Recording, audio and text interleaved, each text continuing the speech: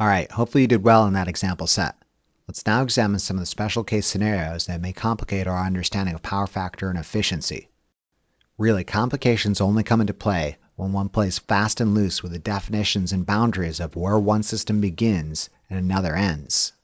As a preparatory exercise for this discussion, consider the following AC circuit consisting of a 10 ohm resistor in series with a second element that happens to have an impedance of 65 ohms at an angle of 30 degrees at the given excitation frequency.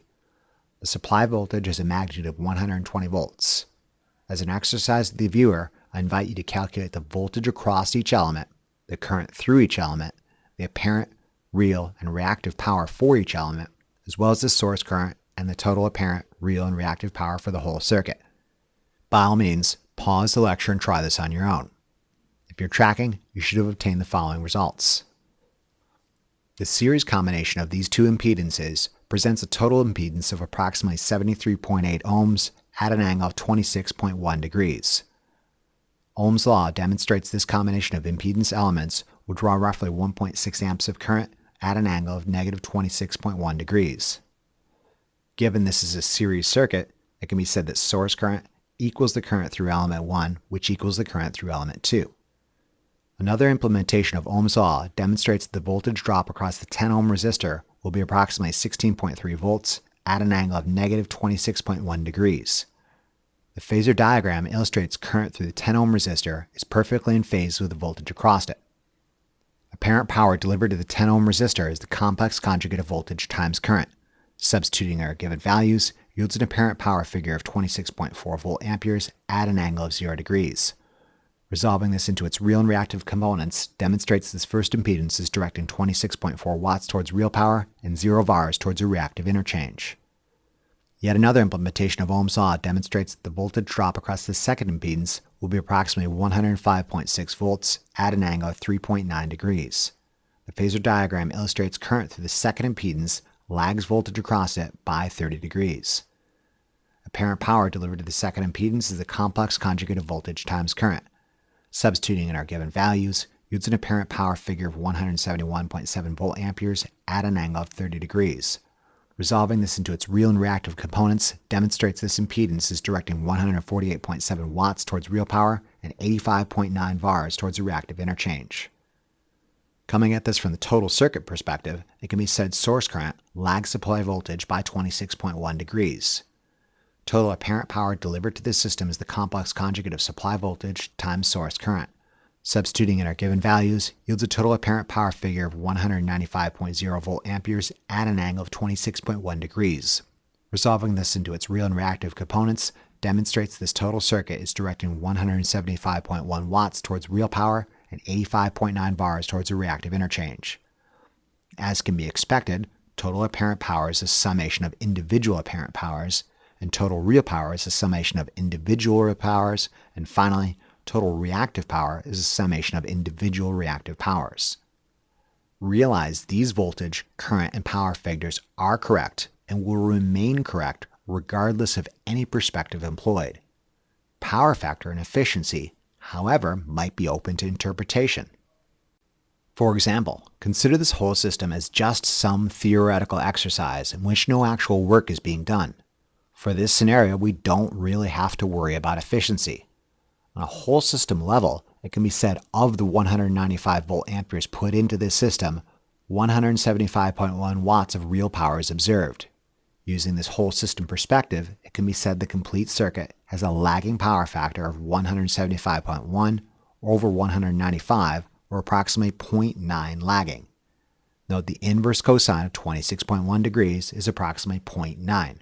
This power factor figure is true when considering this complete circuit. If, however, we consider the power factor for each impedance individually, we arrive at different power factor figures. Of the 26.4 volt amperes of apparent power delivered to the 10 ohm resistor, 26.4 watts is directed towards real power and voltage is in phase with current. It can be said the 10 ohm resistor has a power factor of 1, or unity, meaning current neither leads nor lags voltage.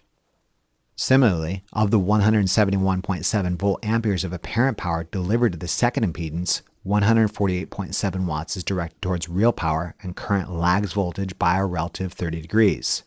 it can be said the second impedance has a lagging power factor of roughly 0.87. These power factor figures are also true when considering each impedance individually. Let's now examine efficiency. If we consider this system not as some theoretical abstraction, but rather as a practical application of electrical power delivery and use, we can explore the effects of losses in this system. For example, if we consider the second impedance to not be just some passive combination of resistive and inductive elements that happens to have an impedance of 65 ohms at an angle of 30 degrees at the given excitation frequency, but rather as the intended destination of electrical power, we can explore the efficiency of real power transfer within this system. In this scenario, we're assuming the 10 ohm resistor in series is simply the means of transferring power from the source to our load, and our second impedance might be the winding of a motor performing some industrial task. Often motor windings are modeled as combinations of resistive and inductive elements. With this new understanding of this larger system, any real power dissipated by the 10 ohm resistor, our means of transferring power, is now considered a loss, whereas any real power dissipated by the second impedance, our electrical load and intended destination, is considered beneficial use. Using this definition, of the 175.1 watts of real power supplied to this system, the electrical load receives 148.7 watts, meaning this system is roughly 85% efficient. Additionally, this implies the system is also roughly 15% inefficient, meaning the 26.4 watts dissipated by the 10 ohm resistor in series is considered a loss. In summary, for both power factor and efficiency calculations, one needs to have clear direction regarding the intended destination of power and what actually constitutes beneficial use or loss. Before we close out this lecture, let's consider a rather surprising interaction between power factor and efficiency. As we've discussed, power factor concerns itself solely with the conversion of apparent to real power, and efficiency concerns itself solely with the transfer of real power throughout the system. Can power factor affect other properties as well? And can those other properties indirectly affect efficiency? Yes, they can. As a preliminary discussion about power factor correction, an upcoming topic in the AC circuit analysis playlist, consider a 120 volt source and an electrical load modeled as an impedance of 80 ohms at an angle of 40 degrees. Note in this application we've eliminated the means of transmitting power from the source to the load. As such, any power produced by the source is received by the load. As preparation for this preliminary discussion about power factor correction, see if you can solve for the voltage, current, apparent, real, and reactive power, as well as the power factor for the electrical load in the present configuration. By all means, pause the lecture and try this on your own. If you're tracking, you should have obtained the following results. Ohm's law demonstrates current through the electrical load will be 1.5 amps at an angle of negative 40 degrees. The phasor diagram illustrates current through the electrical load lags voltage across it by 40 degrees. Apparent power delivered to the electrical load is a complex conjugate of voltage times current. Substituting in our given values yields an apparent power figure of 180 volt amperes at an angle of 40 degrees. Resolving this into its real and reactive components demonstrates the electrical load is directing 137.9 watts towards real power and 115.7 VARs towards a reactive interchange. It can be said that the electrical load has a lagging power factor of roughly 0.77. Given there is a single electrical load in this system, and no inefficient means of transmitting power from the source to the load, you might be under the somewhat false impression that this system is 100% efficient. When you're in a room watching a source supplying 137.9 watts of real power and a motor consuming the same amount of power, this 100% efficiency assumption might be correct. One only needs to walk outside to realize the error of this assumption. Power comes to this room from some distant generation facility via a means of transmission. Yes, at the point of use, our source does indeed appear to be 120 volts at an angle of 0 degrees, and the losses from the plug to the motor inside the room are considered negligible, but outside the room, they most certainly are not. I'll deal with AC power transmission in greater detail in much later lectures, but as an extremely simplified example, consider the generation facility as some other source in series with a transmission line with a given impedance, in this case, modeled as a 5 ohm resistor.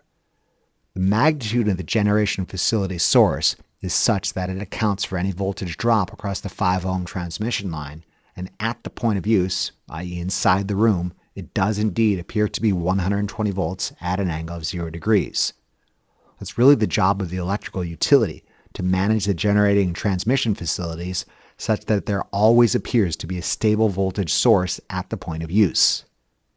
Given this expanded perspective, we're aware that the electrical load drawing 1.5 amps of current at an angle of negative 40 degrees also implies the 5 ohm transmission line carries 1.5 amps of current at an angle of negative 40 degrees. Because the transmission line is assumed to be purely resistive, we know our current will be in phase with the voltage across it.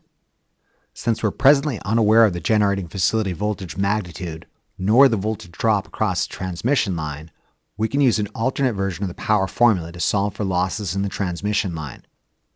Apparent power consumed by the transmission line is the complex conjugate of current squared times impedance. Substituting in our given values, yields an apparent power figure of 11.3 volt amperes at an angle of 0 degrees. Resolving this into its real and reactive components demonstrates the transmission line is directing 11.3 watts towards real power and 0 VARs towards a reactive interchange. Using this larger, more inclusive perspective, it can be said that the generating facility is delivering power to not one, but 2 loads. The generating facility must therefore be expected to produce 11.3 plus 137.9 or 149.1 watts of total real power. Given the electrical load is receiving only 137.9 watts of real power and the transmission line is dissipating 11.3 watts considered a loss, the efficiency of this larger system can be considered 137.9 over 149.1 or 92.5% efficient. My question to you is this: how can we improve the efficiency of this system if we can't change the source, we can't change the transmission line, and we can't change the electrical load? This is a seemingly impossible challenge given these restrictions. However, consider power factor correcting the system inside the room. Given capacitive and inductive reactive powers are essentially mirror images of one another, we might be able to add an equal and opposite amount of capacitive impedance to our electrical load internal to the room, such that reactive power requirements external to the room cancel each other out. Ideally, we should be able to establish a scenario in which our electrical load receives the same amount of real power, yet draws less source current. Given less current, less power will be dissipated in the transmission line external to the room, and this larger system will be more efficient as a result. Let's put these initial figures aside as a basis of comparison for the upcoming exercise. The process of power factor correction ordinarily involves the addition of a variable capacitor in parallel with a load that exhibits inductive characteristics. Given capacitors and inductors are essentially mirror images of one another in terms of electrical properties, by adjusting the capacitance of the power factor correcting capacitor, one can balance the system such that the negative reactive power supplied by the capacitor and the positive reactive power consumed by the inductive portion of the electrical load effectively cancel each other out. Given this balance condition, the capacitor and inductive portion of the electrical load simply exchange reactive power with each other internal to the circuit, and the source is freed from the responsibility of supplying reactive power. As a result, source current decreases and less power will be lost in the transmission system external to the room. Let's first return to the confines of the room and examine how this might affect the performance of our given system. We'll examine power factor correction in greater detail in later lectures. For now, I'll do the heavy work and just say that our variable capacitor has been adjusted to approximately 21.3 microfarads. At our given excitation frequency of 60 Hz, the 21.3 microfarad power factor correcting capacitor would present an impedance of roughly 124.5 ohms at an angle of negative 90 degrees. Inside the room, the electrical load of the power factor correcting capacitor appear to be perfectly in parallel with a 120 volt source. Voltage across elements in parallel is the same. This is the most fundamental property of parallel circuits. From the electrical load's perspective, nothing has changed because it's still perfectly in parallel with a 120 volt source. As previously, the load will continue to draw 1.5 amps of current at an angle of negative 40 degrees and apparent power delivered to the load would be 180 volt amperes at an angle of 40 degrees, of which 137.9 watts is directed towards real power and 115.7 bars is directed towards a reactive interchange. The addition of the power factor correcting capacitor in parallel, however, includes another path for source current.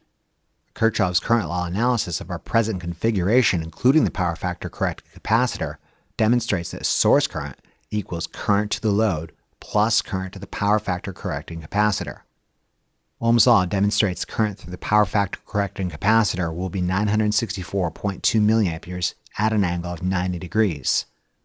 The phasor diagram illustrates current through the power factor correcting capacitor leads voltage across it by 90 degrees. Apparent power delivered to the power factor correcting capacitor is the complex conjugate of voltage times current. Substituting in our given values yields an apparent power figure of 115.7 volt amperes at an angle of negative 90 degrees.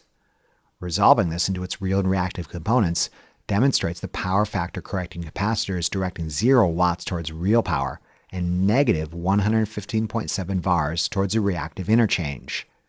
OMG. The reactive power supplied by the power factor correcting capacitor is equal in magnitude, yet of opposite polarity as that consumed by the inductive reactive portion of the electrical load. As we discussed, capacitors and inductors are essentially mirror images of one another. You'd think with an additional path in parallel, source current would increase, but closer inspection reveals something interesting. Look at the angles. Substituting our given current values into our previous Kirchhoff's current law analysis, yield source current has dropped in comparison to our original configuration, not including the power factor correcting capacitor. Source current shown to be roughly 1.15 amps at an angle of 0 degrees. Not only has source current magnitude decreased, and now appears to be in phase with supply voltage. We'll return to discuss the significance of these important observations in a moment. When we look at the system inside the room, total apparent power is a summation of apparent power delivered to the electrical load plus apparent power delivered to the power factor correcting capacitor. Substituting in our given values yields a total apparent power figure of 137.9 volt amperes at an angle of 0 degrees. Similarly, total real power is the summation of real power delivered to the electrical load plus real power delivered to the power factor correcting capacitor. Substituting in our given values yields a total real power figure of 137.9 watts. Finally, and this is important, total reactive power is the summation of reactive power delivered to the electrical load plus reactive power delivered to the power factor correcting capacitor. Substituting in our given values yields a total reactive power figure of 0 VARs. The equal and opposite reactive natures of the electrical load and the power factor correcting capacitor effectively cancel each other out. As a means of checking our work, total apparent power is the complex conjugate of supply voltage times source current. Substituting in our given values, we again arrive at a total apparent power figure of 137.9 volt amperes at an angle of 0 degrees, 137.9 watts of which is directed towards real power, and 0 VARs of which is directed towards a reactive interchange. Is it really 0 VARs? No, it's not. The inductive portion of the electrical load really is consuming positive 115.7 VARs, and the power factor correcting capacitor really is supplying negative 115.7 VARs. The deal is they're juggling reactive power back and forth with each other, and the source stays out of it. That's the point. Power factor correction balances the circuit such that the source isn't supplying reactive power over a distance. As such, source current drops and appears to be in phase with the supply voltage. Power factor correction, if you think about it, is a cunning means of tricking a source into thinking it's providing only real power. Let's again return our attention to the facilities outside the room. As previously, let's assume the generation facility is some other source in series with a transmission line modeled as a 5 ohm resistor. The magnitude of the generation facility source is adjusted such that it accounts for any voltage drop across the 5 ohm transmission line, and at the point of use, i.e. inside the room, it still appears to be a source with a magnitude of 120 volts. Conditions experienced by the electrical load and power factor correcting capacitor remain unchanged. Given this expanded perspective, We're aware that our power factor correcting capacitor and electrical load pair are drawing 1.15 amps at an angle of 0 degrees. Also implies that our transmission line carries 1.15 amps at an angle of 0 degrees. Again, because the transmission line is assumed to be purely resistive, we know current will be in phase with the voltage across it. Apparent power consumed by the transmission line is the complex conjugate of current squared times impedance. Substituting in our given values yields an apparent power figure of roughly 6.6 volt amperes at an angle of 0 degrees. Resolving this into its real and reactive components demonstrates the transmission line is directing 6.6 watts towards real power and 0 VARs towards the reactive interchange. Using this larger, more inclusive perspective, it could be said that the generating facility is producing 6.6 watts plus 137.9 watts, or 144.5 watts of total real power, and 0 VARs of reactive power, given the equal and opposite reactive interchange of positive and negative 115.7 VARs is occurring internal to the circuit. Given the electrical load is receiving 137.9 watts of real power, and the transmission line is dissipating 6.6 watts considered a loss to this system, the efficiency of this larger system is therefore 95.4%. Recall our previous circuit, not incorporating the power factor correcting capacitor, was only 92.5% efficient. In summary, by power factor correcting the system internal to the room and using a larger, more holistic perspective of how electrical power is generated, transmitted, and used, we increase the efficiency of this larger system. Perfectly power factor corrected systems exchange an equal and opposite amount of reactive power internal to the system, and as a result, draw less source current, yet still consume the same amount of real power. Is power factor correction totally awesome? Yes, it is, and we'll have ample opportunities to explore this most fascinating subject in the very near future. Until then, that's about it for now. Like I said, we'll examine power factor correction in greater detail in an upcoming lecture, but realize the tools to analyze these scenarios are already within your grasp. In conclusion, this lecture examined power factor and efficiency in AC circuits. We learned power factor concerns itself solely with the conversion of apparent to real power, and efficiency concerns itself solely with the transfer of real power through the system. Additionally, we examined scenarios in which there is a degree of overlap between power factor and efficiency, and how these properties can influence each other, as well as other circuit properties. Finally, we had a preliminary discussion about power factor correction. Remember to review these concepts as often as you need to really drive it home. Imagine how well lab will go if you know what you're doing. Thank you very much for your attention and interest. We'll see you again during the next lecture of our series. Remember to tell your Lazy Lab partner about this resource. Be sure to check out the Big Bad Tech channel for additional resources and updates.